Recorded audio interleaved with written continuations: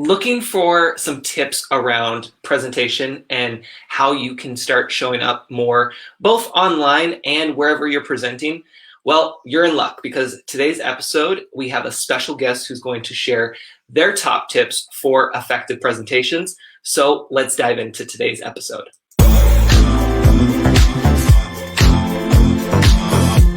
Can't say I never tried to warn ya.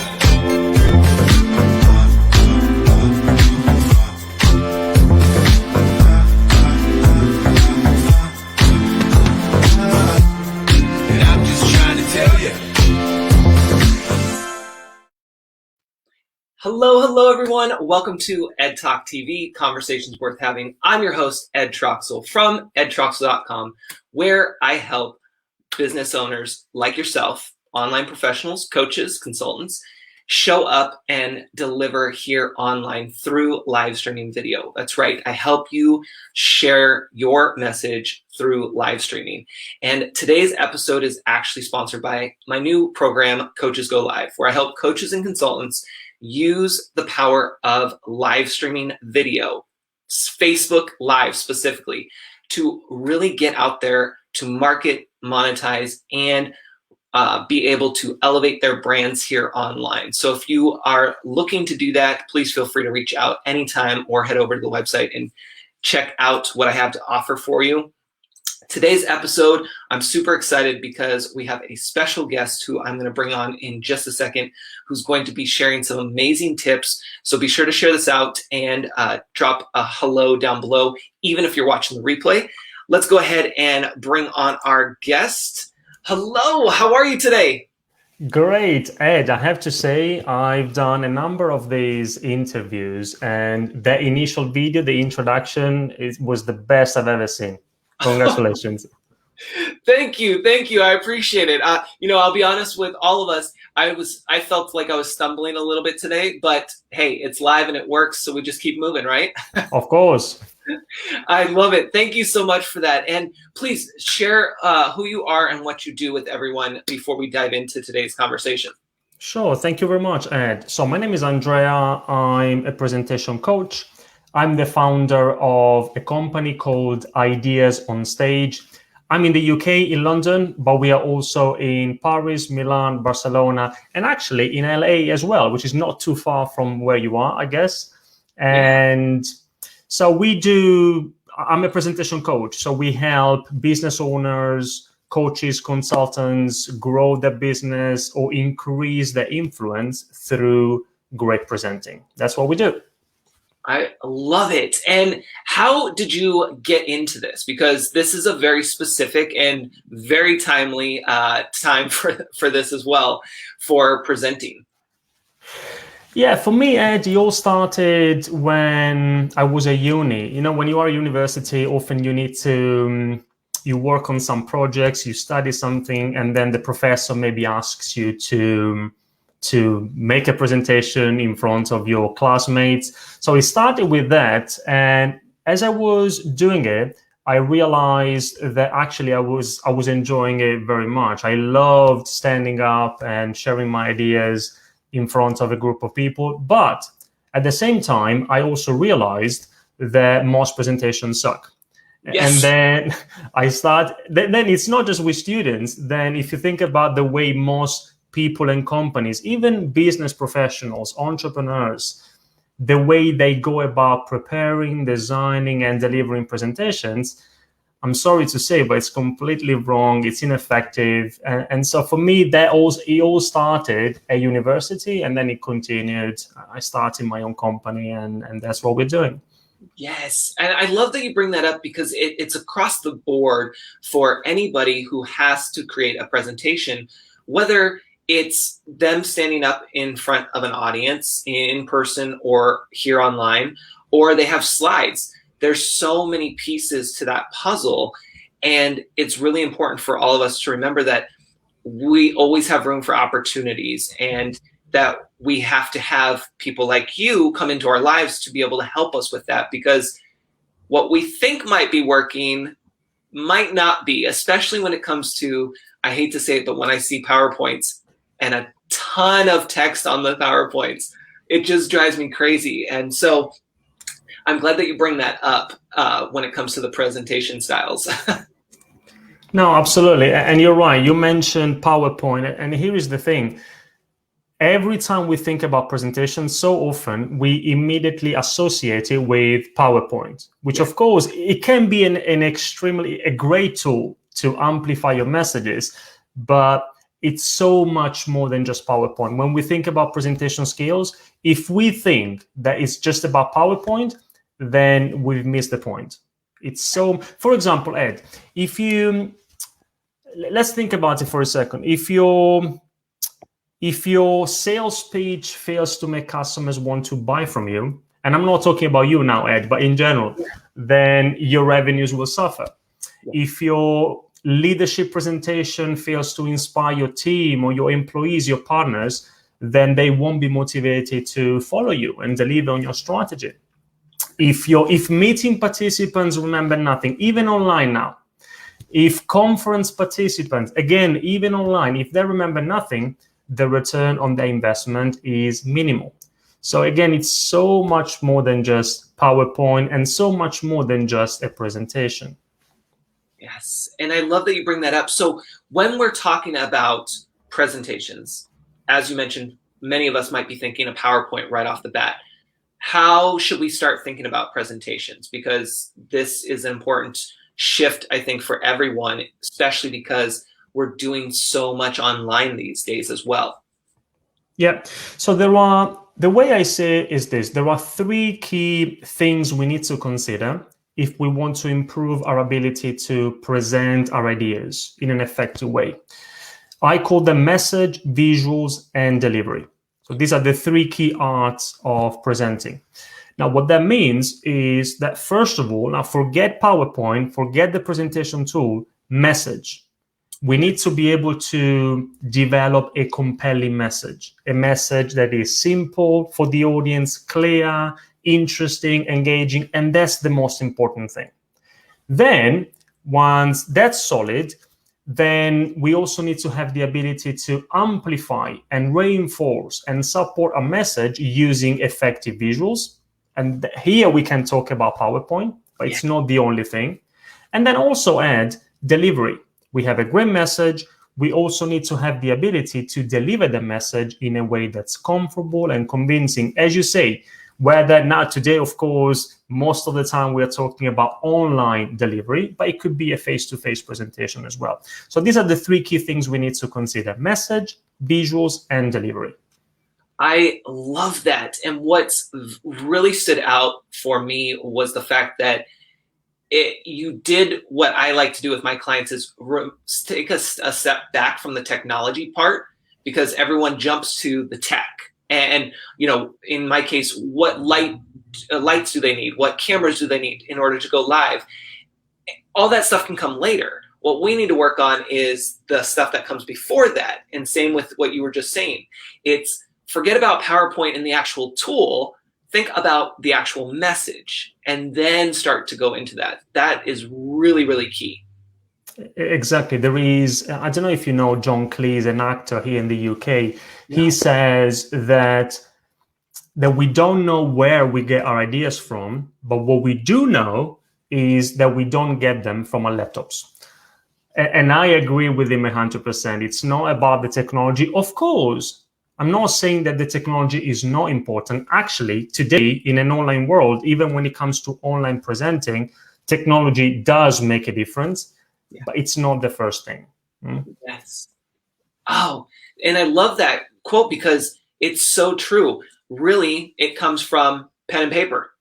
When we think about it, like that's where everything just the creative flow really happens. And I, even for myself being a techie, I try to limit, especially on the weekends, my tech interaction because I'm really trying to pen and paper everything that's going on in my head. Yeah, no, me too. The way you develop a compelling message when you need to give a presentation, as you say, pen and paper, flip charts, whiteboards, post-it notes. You want to develop a presentation, maybe you could have one post-it note, and for each post-it note, that's your idea. Yes. So again, it's not about PowerPoint. Then once you have a compelling message, then we can ask ourselves, okay, does it make sense now to amplify a message using some visuals? If the answer is yes, and only if the answer is yes, then we can start thinking about, okay, what's the best way to do that from let's say from a PowerPoint perspective. Yes, yes. And what about, because you mentioned in the beginning how you started was you enjoyed presenting. And many, I don't know if you find this with your clients, but I know at least when it comes to my clients, especially when it relates to going live on Facebook or any platform, there is that fear, that public speaking fear. And do you see that a lot with your clients as well? And how do you kind of help them push past that? Yeah, we see it all the time. And in a way, Ed, now fear is also very much connected to feeling some nerves or anxiety from a public speaking perspective. And in one way or another, we all feel the nerves. So it's not that because I'm a presentation coach or because I've been doing this for 15 years that I don't feel the nerves. I'm always nervous before presenting. And if somebody tells you I'm going to give an important presentation and I don't feel anything, I wouldn't trust that person. I think it was Mark Twain who said that there are only two types of speakers in the world: those who get nervous and those who are liars. And again, I agree with him 100%. Now, of course, on the one hand, we need to if we want to get better at this, we need to make a conscious decision. We need to say, okay, let's do it. Let's give it a try, despite the fear, despite the nerves. So that's one element. It has to be there. The other thing is that in the end, it's a process. And there are some key, if you want, success factors for great presentations. There are methods, there are frameworks that you can follow. And if you follow a certain process, a certain framework, then it becomes much easier to feel comfortable, to feel confident, to address those nerves or that level of anxiety in a much more positive way. Yes. And also it goes back to number one from your three keys is message, because once you know what you're going to talk about, you can feel more confident in how you show up and how you deliver that information to your audience. Ed, look, what you've just said is so important. Why? Because so often I hear people saying that many people think that when you think about confidence in presenting, a lot of people think that confidence comes from either some sort of wishful thinking or inner attitude. But actually, it has nothing to do with that. Confidence in public speaking or presenting comes from three things: knowing your audience, as you said, Ed, knowing your message, and being well prepared. For important presentations, I would say even slightly over prepared. Yeah. So if you know your audience, if you know your message, and if you are well prepared, then I can tell you, you will be confident. Yes, it's all about that preparation. And that's what I love about this conversation, because it all happens. There's a lot of things that happen before, during, and after a presentation. The same thing I teach my clients is there's things that happen before you go live, during your live presentation, and then after your live. And so it's not just hitting that go live button. Just like with speaking, it's not just you speaking. There's all these things that happen before, during, and after that play a part in that bigger picture. Yeah. For example, Ed, one of the things that, from a presentation perspective, in my world, one of the things that has to happen before, as you say, is as presenters, we need to try and understand as much as possible about the audience and what they need. Now, again, one of the very first things most people do, and I'm not talking about students, I'm even talking about established either business owners or experienced professionals. Okay. One of the very first things most people do when they need to prepare a presentation is that they either just open up the presentation tool, it could be PowerPoint, and put together some slides, or they start thinking about their key messages, what they want to communicate, which is definitely better than just opening up PowerPoint, but it's not the very first thing we need to do. The very first thing, as you said, there is something that has to happen before. And in our world, what has to happen before is that we need to analyze our audience. We need to understand as much as possible about them, about their needs, and about the presentation context, so that we are ready to develop a message which is related to them, relevant to them and their needs. Yes. And when it comes to the speaking and your clients, have you noticed a shift in teaching them from the in-person stuff to the online world given the pandemic? And is there really a big difference between the two worlds, the in-person and online, when it comes to that? Yeah, great question, Ed. Now, if we go back to what we said before, that there are three key things we need to consider: message, visuals, and delivery. Now, I think that from a message perspective and from a visual perspective, then there isn't a big difference between face-to-face presentations and online presentations. However, from a delivery perspective, there are some key differences.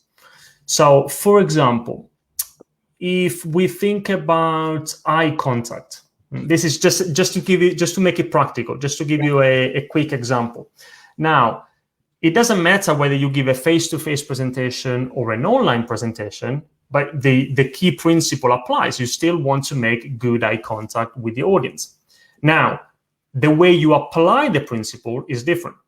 The way you make good eye contact in front of an actual room of people is different from the way you make good eye contact online. Now, online, you know this better than me, because I'm sure you teach these kind of things as well. You need to look at the lens of the camera, because that's where your audience is. Yeah. So you see, the principle is the same, making good eye contact. And I could talk about many other elements. It could be body language, gestures, but then the way you apply those principles changes if we are talking about an online presentation.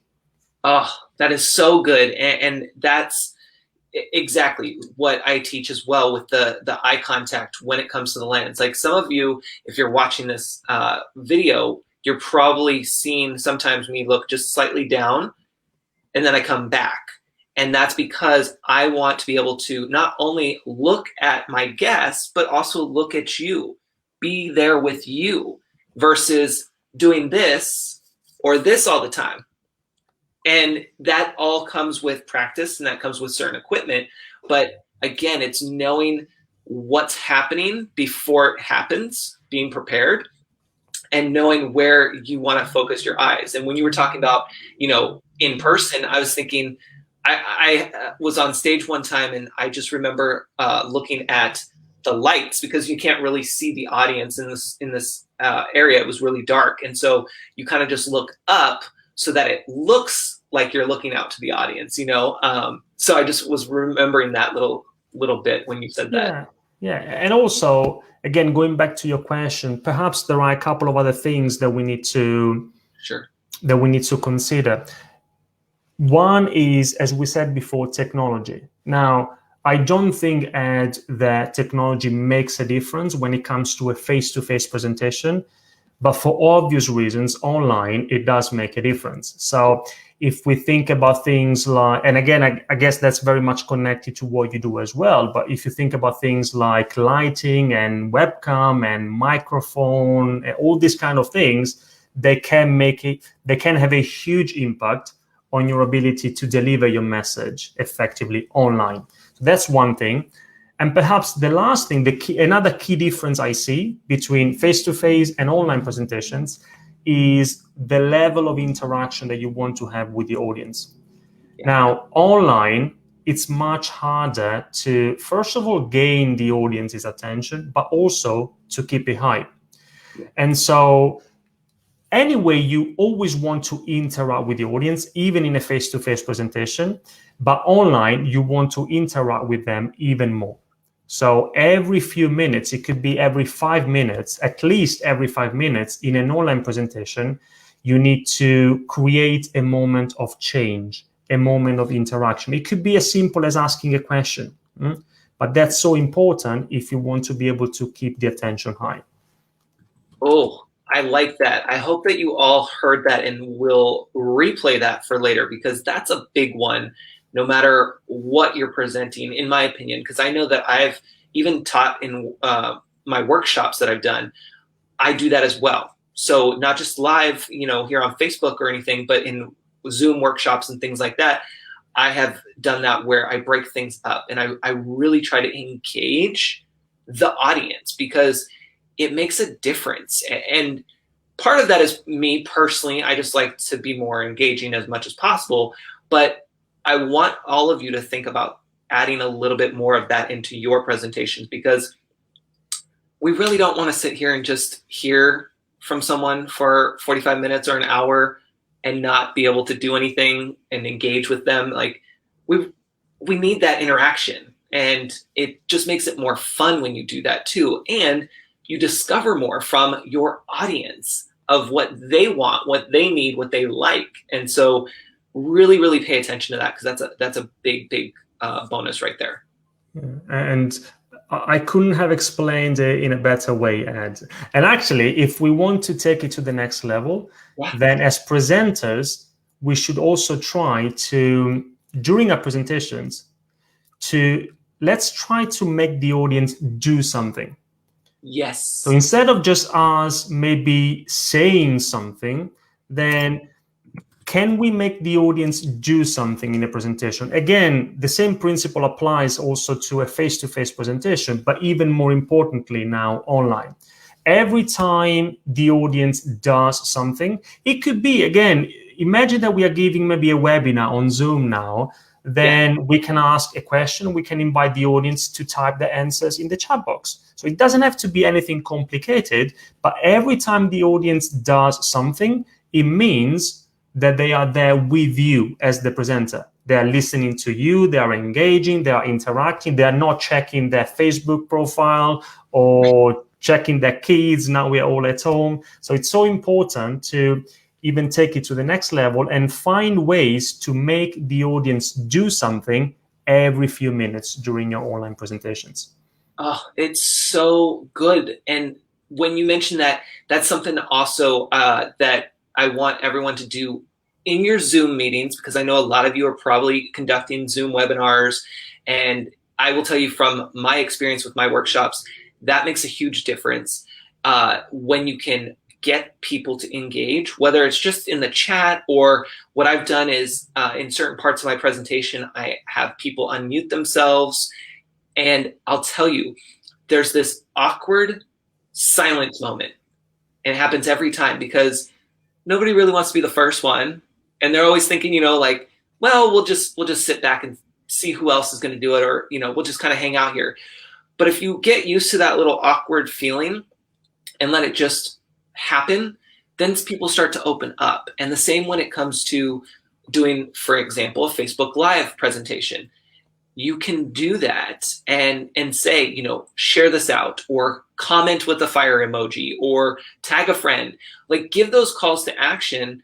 Even if nobody ever does it, it's still helpful, because it's you making that transition and inviting them to do something. So keep that in mind. Yeah, and also, Ed, because you said, and you're right, sometimes you've got that awkward few seconds, maybe endless seconds of silence where you ask something and nothing happens. Actually, what great presenters do is they are prepared for those moments as well. For example, let's take just an example. Often at the end of a presentation, maybe you've got your call to action or whatever it is that you want to use as your conclusion, and then you say, okay, any questions? And then definitely that you've got that awkward moment of silence. But what you can do is, if you've prepared yourself, then you can, as the presenter, you can be the one that breaks the ice. And if you say any questions, then you wait maybe a couple of 2-3 seconds. If nothing happens, you could say if you have prepared, let's say, a just in case question of your own, then you could say something like, look, as you think about your first question, let me just ask myself one question I get asked all the time at the moment. And then you break the ice. Then you ask yourself that question, you give yourself the answer, and I can promise you to our listeners here, by the time you've done that, it is much more likely that there are some questions. Yes. Oh, again, replay that part, because when you are listening to this again later, that is another key takeaway, because it's so important as part of your preparation to not only include your topic and what you're going to be talking about, but to also factor in a couple questions there, because that helps you drive the conversation. And that's the beauty of doing presentations. That's the beauty of embracing Facebook Live and doing live broadcasts, because every broadcast you do is going to take you one step closer to where you want to go with your speaking skills, with your presentation, all the things that you're trying to work on. In my opinion, that's how live is helping you with that every step of the way. So start where you are and be able to embrace everything that happens, because it's working on getting you to that next level when it comes to your presentation skills. It's so true, and because in the end, you can have the greatest idea in the world. It could be a product, a service, a project you've been working on. But if you can't communicate it, it could be a Facebook Live, it could be a webinar, a face-to-face presentation. If you can't communicate the idea, then it doesn't matter. And that's why this is so important. Yes. And one of our live viewers is asking, she mentioned, I always forget to give the call to action and think of it after I hit the off button. How do we remember to do that? Any tips? Great question. Well, what you want to do is if you want to remember to do that, then you want to make sure that you've rehearsed your presentation. You need to rehearse. Again, it could be a live webinar, it could be a Facebook Live, it could be a face-to-face presentation. You have to rehearse. I would say 3 times is non-negotiable. At least go through your presentation from the very beginning to the very end, including the call to action, at the very least 3 times. And that will make it much more likely for you to remember what you need to say. And then make sure that you have a very strong call to action. I like to follow often I call it the what, so what next approach, which works so well for call to actions. And you could do that in 30 seconds. So if you create, let's say, more or less like 70-word paragraph, including the what, which means remind your audience of what you want them to take away from your presentation. That's the what, which is not enough. Also, so what? Tell them again, why should they care? Yeah. Why is this relevant and important to them, not to you as the presenter? And then what next? Okay, now that they care, what do you want them to do after your presentation? What? So what next? It can be done in a small paragraph, 70 words, 30 seconds, but of course, you need to rehearse. Going back to the question, you need to rehearse it at least 3 times, and you will remember it. Yeah, it's such great advice. And for those who are curious, if you saw me when I was moving my eyes down below, I'm also looking at the chat, of course, because I'm doing this live. But I also have, because I'm going live on my computer, I actually have my notes app open with a couple bullet points just to reference in case I do forget anything. And one of those bullet points at the end is my CTA, right? So I also do it there. And if you're using a phone, because many might be just using a phone, you can put a simple Post-it on your phone.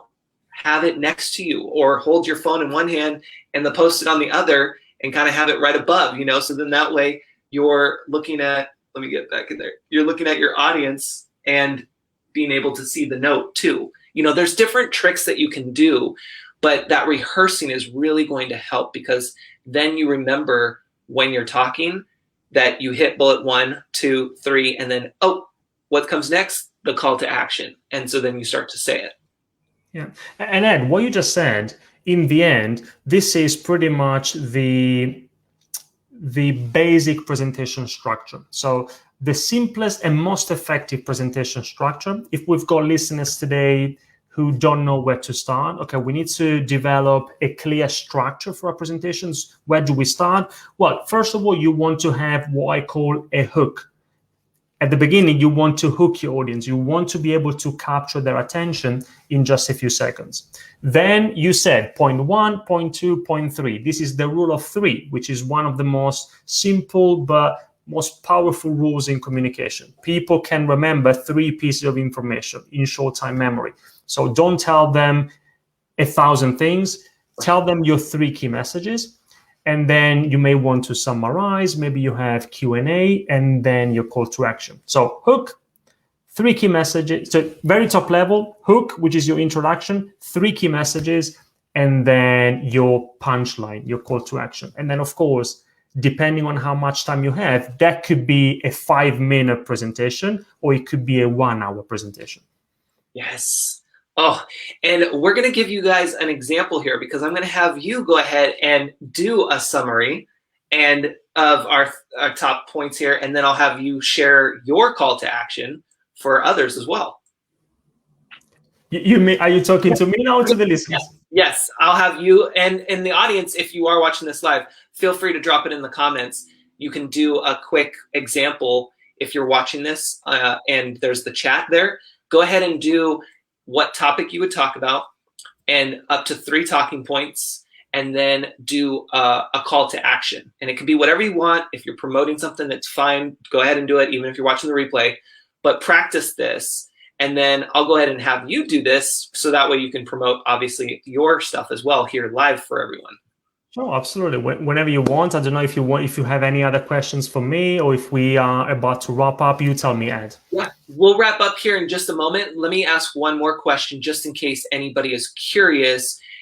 If someone is creating a PowerPoint or a Canva presentation, do you have any tips around that? Because I know we talked a lot about speaking and mostly, in-person camera, and so just adding that little tidbit in for tools, because some people might be presenting with a PowerPoint style program. And so if you have any tips around that to help them.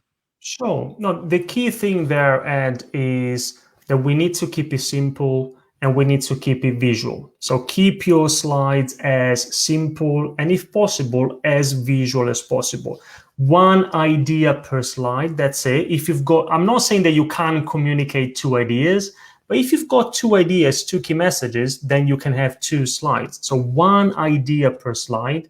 Keep it simple. It could be just 1 word or just 1 big number, just 1 image, a combination of image and text. That's very powerful. But definitely, you never want to have slides full of text and bullet points. Why? Because it's not just boring. I think you said that. Yeah. You said that at the beginning, Ed, but even if you look at how our brain works, this is what science tells us about communication. To me, this is fascinating. The written text is processed in exactly the same part of the brain that processes the spoken text. Mm-hmm. And so reading and listening are 2 conflicting activities for people, for the audience. So every time we show a slide full of text and bullet points, the audience will need to make a decision. Do I listen to Andrea now, or do I read from his slides? It's very hard to do both things at the same time. It's almost impossible. Not even women can do that. I know that women are much better than us at multitasking, but it's very hard for everybody, including women, to read and listen at the same time. So my piece of advice is keep your slides as simple and as visual as possible. Oh, such great advice. And I really, really encourage everyone to re-look at their slides before presenting again and take that advice, because trust me, when you put a lot on those slides, it just goes right over and you're already losing your audience probably before you even open up your mouth to start speaking. For sure. Any last tips that you want to share, or anything that we didn't get to before I have you kind of do a quick example of a wrap up? Sure. Perhaps here is my final message, and that's why I think this is so important. Now, I believe that, and this is especially true for business owners, coaches, consultants, business professionals. I believe, Ed, that until we are great presenters, business is hard. Of Yeah. course, I should say this, but that's what I believe. I believe that until we are great presenters, our only job should be to become one. And what I also think is that if we look around, there's never been a better time for people to become better presenters. Why? Because if we look at what's happening with things like, we talked about technology before, and automation and artificial intelligence and robots and all these kind of things. Yeah. Today, more than ever, having a good idea isn't good enough. So, for example, if you want to land your dream job or sell products or lead teams or build brands or trigger movements, if you want to do any of these things, then you need to be able to persuade people and inspire them. And this is not something that a robot will be able to do. Never. This is not something that now Zoom will do for you. You still need to take responsibility for communicating your ideas in the most effective way. And that's why, and I'm done, Ed, that's why I think that being able to present effectively is a skill that will become only more important, no less. So for our listeners today, if they've already started their journey to becoming the best presenters they can be, that's great. I urge them to keep going. Keep going, and your audience will thank you. Yes. Oh, I'm so glad you shared that, because that is gold right there. I mean, that's the thing that we all have to understand is the presentation skills that we learn and that we constantly develop when we apply ourselves. That's what makes us stand out. That's why I love live broadcasting. It's not because I love being in front of the camera. I never wanted to be in front of the camera. When I first started my business, I realized that I had to do this because it was the only way that I was going to stand out, because it's me being myself and letting people decide if they want to be in my world or not. And that's the beauty of live streaming, is that it allows you to bring a little bit more of your personality to your brand. And if you're just starting, it's okay if you mess up. If you're seasoned, it's okay if you mess up. Like, it's reality, and we all we're all able to relate to each other when we open up ourselves like that and be more authentic. And doing this has helped me with my presentation skills. And I know I always have more opportunities to do more and to get better. And that's another reason why I show up live. It's because every time I do that, I'm showing up for my audience. I'm providing some value for them that they probably wouldn't get anywhere else. I'm bringing others into my world and being able to share their stories and their experiences and their expertise. And then I'm also working on my presentation skills and being able to take that next step for whatever comes next, whether it's in live, whether it's on camera or off camera, in my blog post writing. Like, all of the things that we're talking about in this episode apply to everything that you do, especially when it comes to your business. So really make sure that you're taking action. Listen to this, re-listen to this, take your notes, but also apply it. That's going to be key, is really applying it. And Ed, if you allow me, what you said before, just now, you said something which is perhaps the most important thing. You said, just give it a try. It doesn't have to be perfect. You can make mistakes. Absolutely. I agree with you 100%. Don't aim for perfect, aim for personal.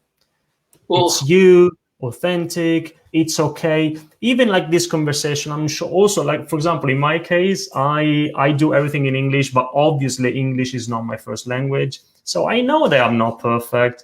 So we should all aim for personal, not for perfect. It's okay to make mistakes. Just let's do it. Yes, exactly. Let's do it. That is exactly right. And For all of you out there who are looking at big brands and you think Nike and the Just Do It, listen, that's so simple and it's so effective because it works and it gets you energized and gets you going. And when you have that mindset, you can do whatever you want and you can make an impact. You can make a difference. So be sure to do that. Remember to show up, deliver your information, and engage with your audience. That's what you really need to make sure you're doing. Awesome. Any last words that you want to share before I let you go? And I will have your links in the show notes for anybody who's wanting to connect with you and learn more. Yeah, any last words? Yeah, no, thank you, Ed, for the opportunity. I really enjoyed this conversation. I do hope that it's been useful for your audience, for your listeners as well. And if anybody's interested, if they would like to learn more, perhaps a couple of things they can do. One is I host a private community Facebook group. Everything is for free, of course, and we call it Presentation Score. I don't know, Ed, if I send you a link now in the private chat, can you include it? Yeah? Yeah, for sure. So, and I'm actually in that group, so you guys will see me. So super. Yeah, exactly. You are there, Ed. And so this is, I just sent it to you. I guess you received it, yeah? So Presentation Score, it's private, but if you're interested, feel free to request access to it and then we'll approve it for you. So that's one thing. The other thing is I run a regular web class almost on a weekly basis, which is called 5 Key Success Factors for Great Presentations. And if you type this title on Eventbrite, that's the platform we use, 5 Key Success Factors for Great Presentations. It's a 1-hour web class on all things presentation skills. It's free to attend, but we keep it small. You just need to register. That's another thing that you could do. Again, here, and for you, we've got a link with all the next available dates. And perhaps one last thing is the Impactful Presenter Scorecard, which is an online tool that people can take to very, very quickly assess their own presentation skills. It's just an online quiz. All they need to do is, again, it's free. They need to answer about 20 questions, yes or no, super simple. And they'll get a score and what that score means to them. And it identifies opportunities for improvement as well. So that's the Impactful Presenter Scorecard. And if you're interested, check it out. And that's it. Oh, so cool. And I think all of you listening should check that out. So that will be in the show notes as well as in the comments here on Facebook. And I hope that those who maybe just tuned in at the last bit here, be sure to save this and watch the replay because we covered a lot in this almost 45-minute episode. And there are some great takeaways that you can apply today to your next presentation, whether it's online, in person, live, Facebook Live, just presentation through Zoom or Canva or whatever it is you're doing, you'll be able to pull some great tips from this. So be sure to check that out. I want to thank you so much for being here with us today and enjoy your evening because I know you're in the UK, so it's already almost 7 o'clock your time. Yeah. And I appreciate you being here, and I will see you inside your group. Thank you very much, Ed. And thanks to everybody for listening. All the very best. Let's keep in touch. Yes. Take care. Wow. I hope that you guys enjoyed that episode. And again, take some time, put in your calendar, re-listen to this. I'll be sharing some smaller clips here online, so be sure to follow me on social for that, or just hop onto my email list because that's where I'll be sharing them as well. You can do that at edtruxel.com. And I am so excited that you tuned into this episode and hopefully learned something new that you can apply to your presentation skills. And you'll have all the links in the show notes. And until next time, we'll see you later. Take care.